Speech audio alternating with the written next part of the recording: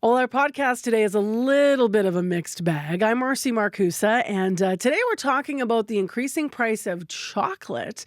And also on our political panel, we're going to mix it up a little bit, and we're going to focus on crime and security and which party our partisan panelists say will protect your family the best. This is Manitoba. So this challenge with chocolate, let's start there because it's not just happening in Manitoba. Chocolate is getting expensive. The owner of one local artisanal chocolate shop says she's facing cocoa prices that have increased up to 400%. This is a result of the global cocoa shortage, inflation, and a little bit of tariff pressure as well. Helen Staines is the owner of Decadence Chocolates, and she came in to talk to us about the ever-changing economy of the products she loves. How high are they now? Like, what are you facing? Our prices have increased, depending on the chocolate, anywhere up to 400%, which is crazy. Yeah. The price of cacao, which is the what we make chocolate from, peaked at about $12,000 a ton. It originally was about $2,000 a ton. It's down to about $8 right now, but obviously they're using the cacao to make the chocolate that we use from that higher price. So hopefully it might come down in the future, but who knows? So some of this is obviously the source, the cacao price, but there's a cocoa shortage, I understand, globally. There's a global shortage. They had very, very bad harvests, weather, climate, all of that is contributing. Inflation and tariffs, is that touching chocolate? For us, no. I bring my chocolate in from France, so I don't have to deal with that, thankfully. But some of my packaging I get from the US, so I'll have to look at that and probably find a new supplier there. We talked about, we spoke to you last Easter about chocolate prices here on CBC. I'm curious, year over year, I mean, you said 400%, but was that gradually or did this sort of drop in the last month? Or It's increased exponentially over the last 2 years, with the hugest increase about 2 months ago. Got it. What adjustments have you had to make because of the higher prices? I've had to be very careful with how we use our chocolate, no wastage whatsoever, and also trying to bring in new lines that use chocolate but other ingredients as well. So you're still getting that really chocolatey experience, but we're using different ingredients too. Got it. Are you having to do thinner layers on things and more fillings to kind of compensate, or are you? I can't do thinner layers because the chocolate will just break. So, but it's just giving that overall experience of, it's a great product. Yeah. How is the do the higher prices affect your customers? Have you had to reach a point? 400% is a lot. Have you had to reach a point where you have to pass some of the cost on? I have to pass some of the cost on, and I'm having to absorb some of it as well because I can't increase my prices 400%. Yeah. My doors are closed. So yeah, I have to absorb some of it and just be very, very careful with what we do. What does that mean for you as a small business owner? Like in terms of a tipping point where Watching every single penny and just seeing how we go. Watching it every week, every day. Yeah. Yeah. Have you had to do any, has it impacted your staff at all? Or have you had to make just tough decisions there at all to try to save some money? No, we're actually very busy. Thanks a lot to the Dubai Bar. It's very, very popular. So it is bringing a lot of new customers into my doors, which is great. So they're trying that, loving that as a product, realizing that we have really good chocolate. That's what everybody tells me is, oh, they have the best chocolate. So they realize the quality and, they understand the price, a lot of my customers. How much do viral trends like Dubai Bar that we were describing, how much does that, obviously that's a great impact on your business. Have you seen something like this before in the past though, and other trends have come and gone? Nothing like this. This is the biggest trend that I have seen in chocolate. I've been playing with chocolate for 17 years. I've had my store for 9 years. And this is the biggest trend in chocolate, absolutely. What got you into it? I understand you've called it a dream come true to be playing with chocolate, as you put it. Yeah, I get to play with chocolate every day. So I decided, I've always been in the hospitality industry, and one Christmas I went, you know what, I'm going to make some treats for everybody. So I made some chocolate truffles that ended up the size of golf balls. I made marshmallow that was in my hair, and I made nougat that just didn't set.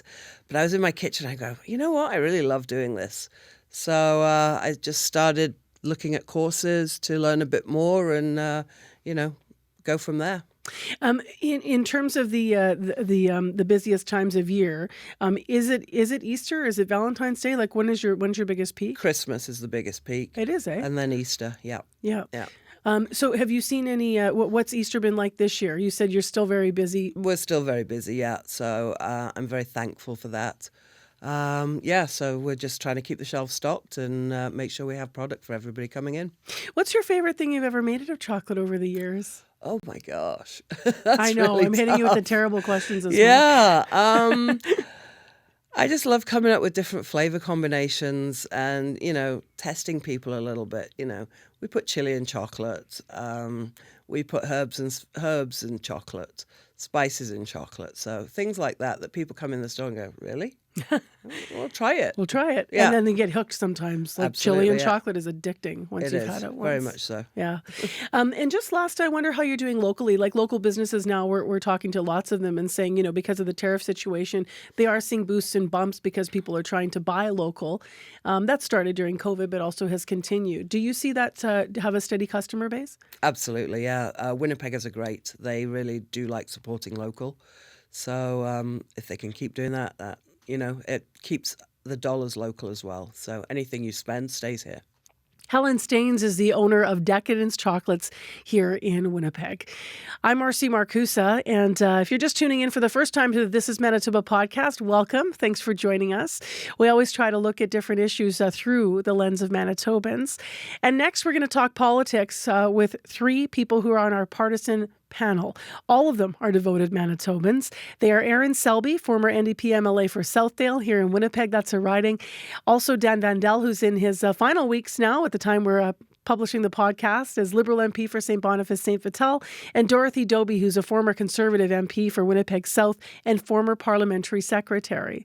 Today, the panel's going to dig into who has the best plan on crime and on security. Who's going to keep your family the most safe? So why don't we start with you, Dorothy, because this week there was a big announcement from your leader, Pierre Poilievre, the 3 strikes and you're out proposal. Tell me why you think this will resonate with Canadians and why it's the right direction to go when it comes to crime. I think people are really fed up. I think they're afraid and they're worried about their kids and they're worried about going out in the street. And sometimes perhaps it's a little bit more fear than it is reality, but it really resonates with people. People are scared. And you know what? We have to crack down on crime. I think about all of the fentanyl getting into the country, getting up into northern communities, absolutely killing people. We have to get tough on this, and I don't know what the answer is, but it isn't being soft on this. Have you soft referring to the Liberals? Well, basically the policies that we've been following over the last number of years and this whole catch and release sort of thing. I mean, well, look, if you're a criminal and you think if I do it, I'm going to be in jail overnight and I'm going to be out the next day, what's there to stop you? Absolutely nothing. So you have to take more difficult measures. We also have to go after the people who are perpetrating these behind the scenes, not the guy that's breaking the window or doing whatever he's doing. He's probably drugged up, who knows. The guy who's directing it, who's bringing the drugs in, who's making these things happen, probably living in luxury somewhere. Dan Vandal, your response to that and also your response to, Dorothy suggesting that the Liberals have been soft and haven't done enough. I think we have to find the right balance in fighting crime. We have to be tough on crime, especially violent crime. We also have to be tough on the root causes of crime. Relative to us being soft, I think we've heard that message loud and clear. Mark Carney announced this week that he's going to make it harder for people charged with violent crime, violent car thefts, home invasions to get bail. We're upgrading murder charges for intimate partner violence to constructive first-degree murder. We're also recruiting 1,000 more RCMP officers and 1,000 more Canadian border officers to make sure that we can make our borders tougher.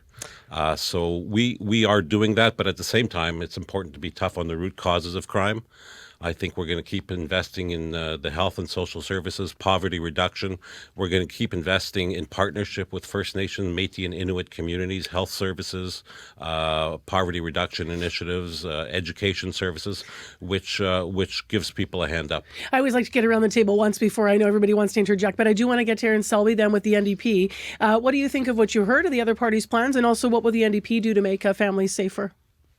Well, I will say this, that we both agree, at least Dan and I, that you have to get at the roots of crime. But the problem is their approach to it. They're talking about balancing the budget in the next 3 years. That means cutting services. There's no way you can balance in the next few years and not cut services. And as soon as you cut services, that's going to put more people in poverty. That's going to make more people vulnerable. And that is the root causes of crime. So while we're looking at making sure that we have increased border control, making sure that people have the training to recognize the things that are coming through the border, but we're also talking about making sure people can afford their groceries. We're the only party that's talking about capping grocery prices. We're the only party that's talking about a renter bill of rights.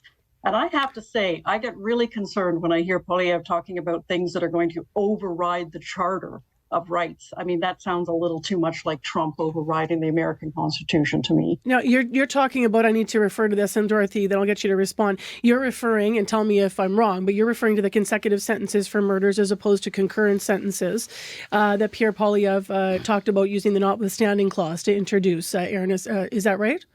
Well, that's right. And that charter doesn't allow for that. And everybody has weighed in. The experts have said that this isn't going to stand up in court. So it's one thing to promise solutions, but if they're not things that are going to stand up in court, then you're just speaking with no actual intent to do anything. Dorothy, what do you think of your leader's promise on this, the consecutive sentences? You know, it's a little bit desperate, but I think really he doesn't know where else to go, and I don't know that anybody else does either. I don't hear anybody offering any kind of alternative solution. If somebody comes and kills 6 kids in your family or half your family, you're going through an awful lot of pain, and to know that they're going to be out in a very short period of time. I actually know somebody who had to testify to his mother's murderer to try and keep him in jail when he came up for parole because of the type of sentencing, and absolutely nothing happened. It was very traumatic for him, and the guy got out, and who knows what he's done since then. So there has to be a better solution.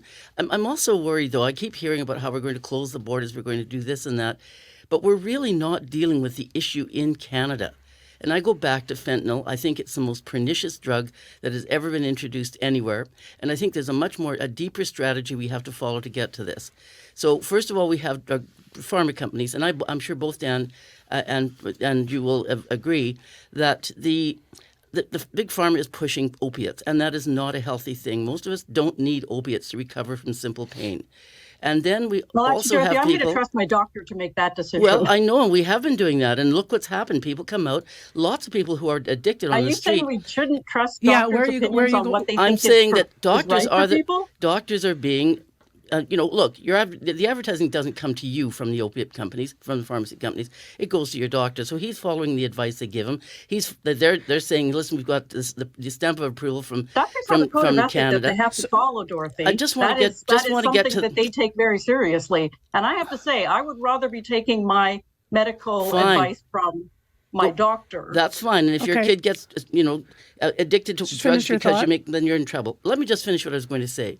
So we have to really start to take a look at why we're having so many problems with addiction and get to as you say, the root causes. This is really important. And also we have to look at the way our criminal justice system works in Canada. And it isn't just the RCMP or just the Winnipeg Police or just the CSI, whatever it is, CSIS. It is that there's no communication between them, and they have to get their act together and start looking at the manufacture of fentanyl in Canada and then the distribution. Dan is holding his breath to get in, but a health crisis, Erin, not as a crime. Addiction is a problem with health. It's a health issue. It's not a crime issue. And as long as we're looking at punishing people instead of supporting people and looking at the root causes of addiction and crime, it doesn't get stopped by police. Police are going to respond to the crime, issue. Not prevent it. Okay, we're going to go back to you in a moment because you're disagreeing with that and saying it's not the issue. So I want to be clear about whether or not there's ideological differences in approaching this. But Dan, you've been waiting to get in. Yeah, there's a lot to unpack there. First of all, on the notwithstanding clause, I can say this is a continuation of a conservative trend that's occurring. First off, with Scott Moe, who's taken away the rights of trans kids in Saskatchewan. Doug Ford has attacked Labour. François Legault's attacked religious symbols in Quebec. And I'm really, really concerned when the notwithstanding clause is promised to be used to commit to respect a party platform. The notwithstanding clause was part of the Constitution to solve real constitutional crisis at the highest level and not to fulfill a party platform. So you feel this is a dangerous step. That is what your leader has said. It is a dangerous step. And on top of that, I can't think of one person who's murdered multiple people that's been released early from jail. So if there's examples of that, I'd like to hear that. On January 4th, 24, Bill C-48 became law in Canada. It's a law that makes it more difficult for certain violent offenders to be released on bail. That is now the law of the country. We've moved to get tougher on bail, but the problem is the provinces won't use it, or they won't even talk about it, because the provinces basically wanted to get rid of the federal government and Justin Trudeau, and they're playing politics every step of the way on this very important crime issue. Let me just wind this out for a moment, because what I'm hearing in both what we're talking about, all three of you responding to the border issues, we now started to get into some addiction and fentanyl, where you're talking about some of the opiates, Dorothy, you're raising. And then obviously the wider picture is how are people going to feel safer. But I'm wondering about the ideological differences between your three parties. So there is what may be in front of people, what they may fear. There is statistically what might be impacting their lives. Mm-hmm. There's, the justice system, which, repeat offenders is what we're talking about. But then there is also, part of this conversation comes back to underlying issues, and prevention. So we're talking about prevention and causation, but we're also talking about result.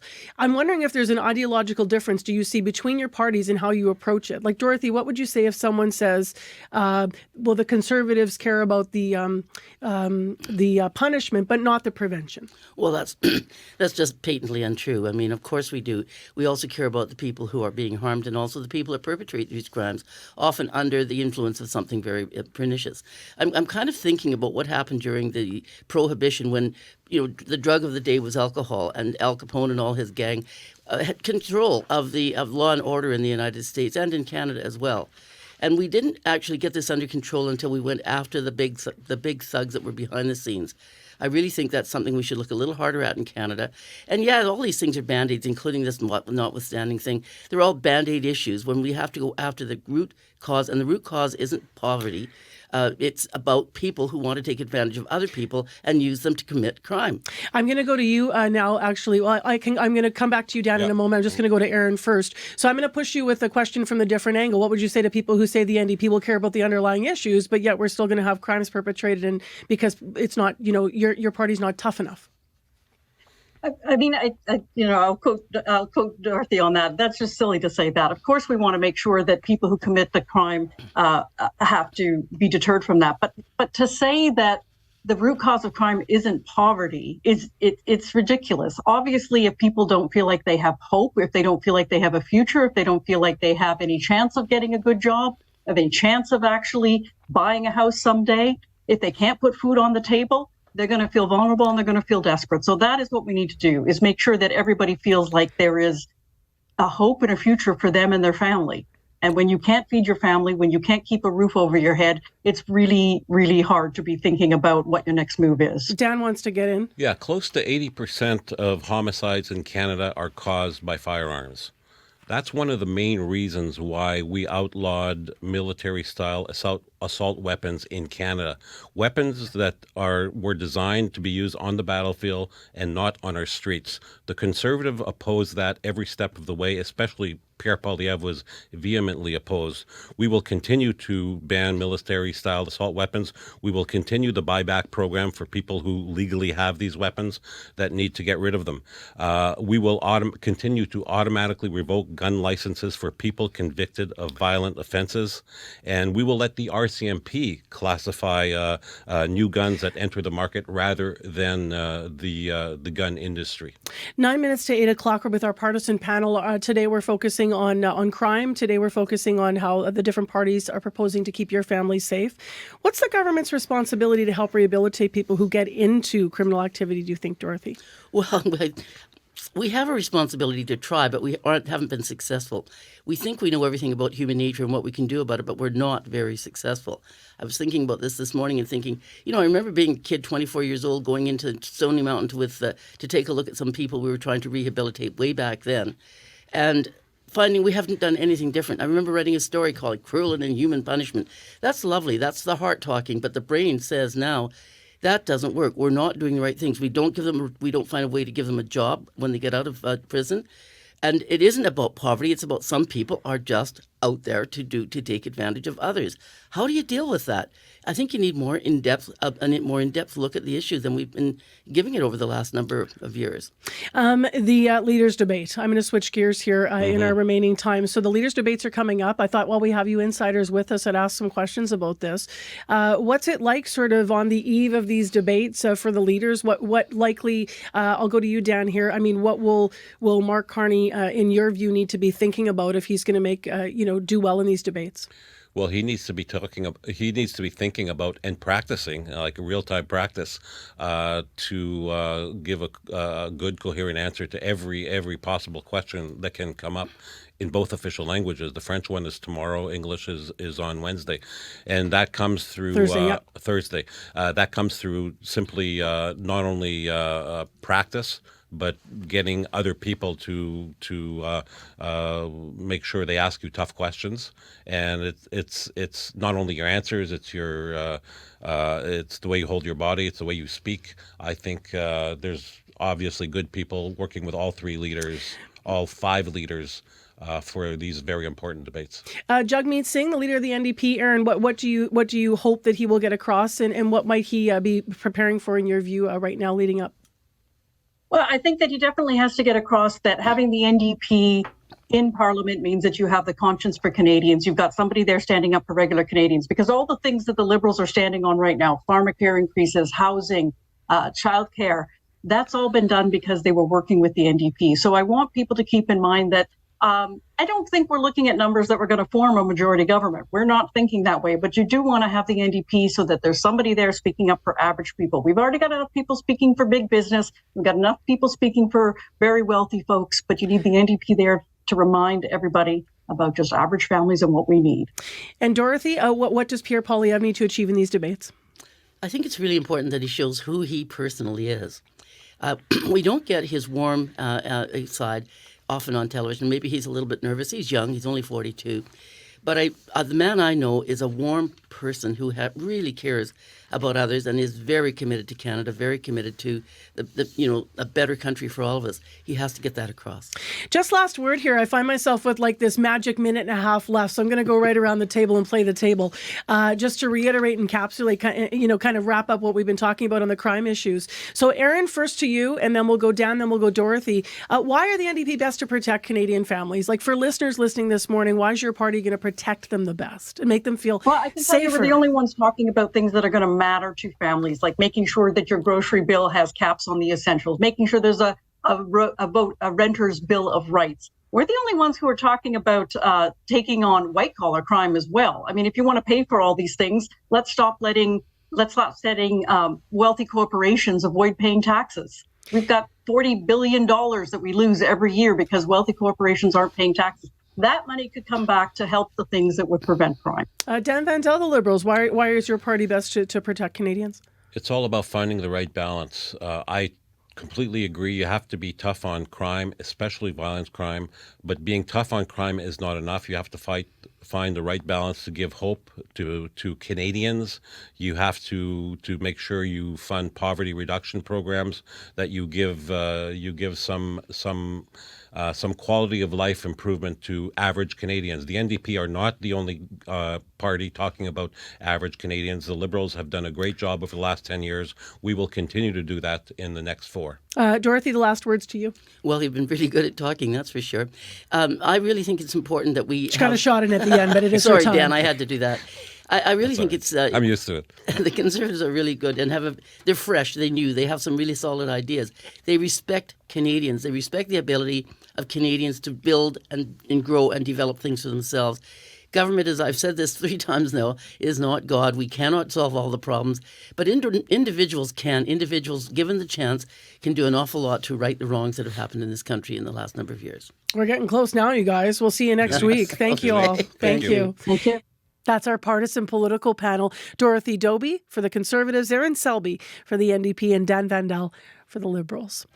Well, we've come to the end of today's podcast, and if you liked what you heard, don't forget to subscribe, like, and share.